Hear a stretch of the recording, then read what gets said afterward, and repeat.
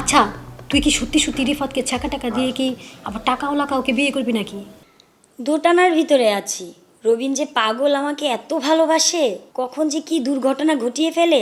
আচ্ছা, কী রকম অঘটন? বরপক্ষের কাছে গিয়ে যদি ও বলে ওর সাথে আমার 5 বছরের প্রেম ছিল, তাহলে তো আমার বিয়ে ভেঙে যাবে। আমার মনে হয় কি জানিস, এতটা নিচে কিন্তু রিফাত নামবে না। আমাকে পাওয়ার জন্য সে যুদ্ধ ঘোষণা করেছে। শোন, এরকম পাগলকে যদি তুই বিয়ে করিস তাহলে তুই কিন্তু টাইট দিতে পারবি না, তোর জীবনটা কিন্তু একদম হেল হয়ে যাবে। কে কার জীবন হেল করছে আপনাদের?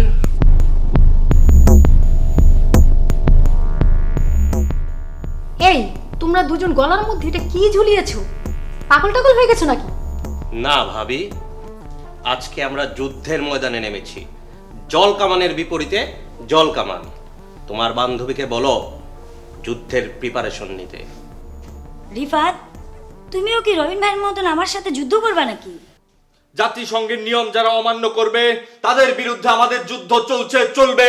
এবং আরেকটি কথা আমরা স্পষ্টভাবে বলে দিতে চাই, আমরা কোনো নিরস্ত্র মানুষের সাথে যুদ্ধ ঘোষণা করব না। তোমরা এখন যাও, তোমরাও গিয়ে তোমাদের জলকামান নিয়ে আসো, তারপরে আমরা তোমাদের সাথে যুদ্ধ করব। আমরা বীর পুরুষরা কখনো নিরস্ত্র মানুষের সাথে যুদ্ধ করব না।